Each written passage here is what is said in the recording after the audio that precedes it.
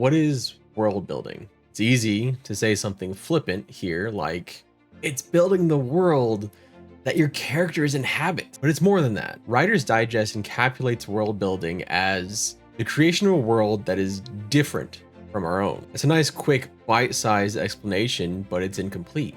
Now, they do go further in their article to explain why the term different is a problem in that definition, as it limits the scope of world building, and I agree. I think world building to me is about creating legitimacy in your story, making it feel real and believable. Both Writer's Digest and MD Presley in their book, World Building for Fantasy Fans and Authors, speak at length about the importance of legitimacy and credibility. Take a moment and think about the idea of world building. Is it not important in historical fiction? What about some of your favorite TV shows, books, movies, other media that take place in our world? World building is important in general, just to different degrees. While you may not be building an entirely new world, you are still placing characters or stories in that world, and you have to make them feel legitimate and genuine. Now, with world building, I think for me, the easiest way to think about it is boiling it down to a single word: why? My background in history lends itself to world building because the question of why is an integral part to the study. Why did so-and-so start a war? Well, using the answer because they're a giant dick isn't really going to be all that helpful. So the same should apply to your book. Start asking yourself that question of why. Why this? Why that? You're already probably doing it with your characters. You need to also be doing it with your world. When you world build, you're doing more than just talking about the ground on which your character walks. You're talking about why they walk on it. You're explaining where they've been, where they're going, where their parents were, that kind of thing. You're building this idea that the world exists beyond the plot that you've created. So now that we've vaguely and perhaps frustratingly discussed what it is, I want to explain how I do it, because I think that might be the best way to explain something as complex as world building without turning this into a lullaby to help you get some sleep tonight. So I won't be in this video droning on about quotes and articles from books ad nauseum. That's all up to you down in the description, where I will leave some of those articles and books. I world build by putting the question of why at the center of everything I do. And when I need to figure out the answer of why, I do it by backtracking. If a character's motivation comes from an event, I need to think about that event and the context in which it happened. Trace back and consider deeply the implications. Was this a one-off thing that happened? Was it tied to something years before, centuries before? Was this caused by societal pressure? What kind of society led to that pressure? What kind of culture?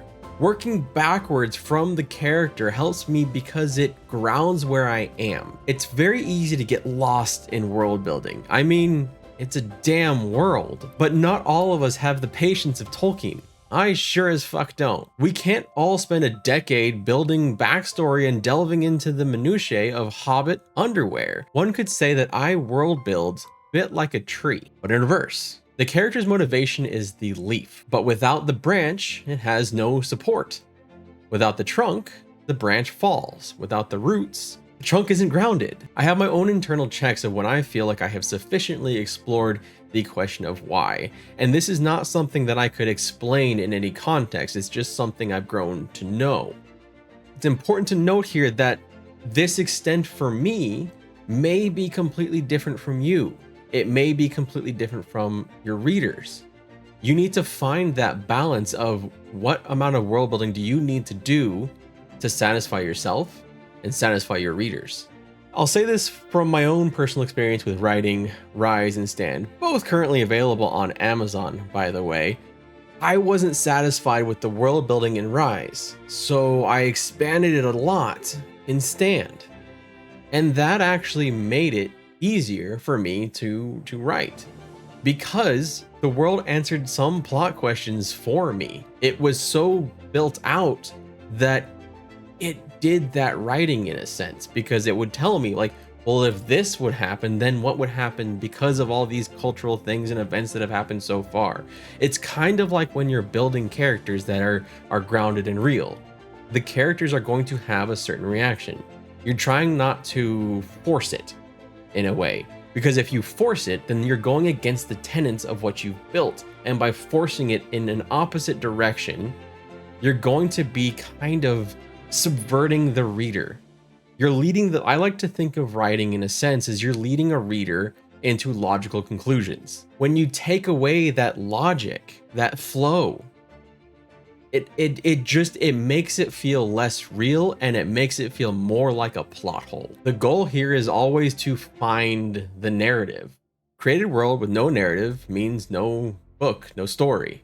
Always keep an eye on that goal, because if you don't, you may start, spending 2 days researching crop cycles about wheat. And that would just be crazy, right? That would be dumb. No one would do that, right? I certainly didn't waste that time. No.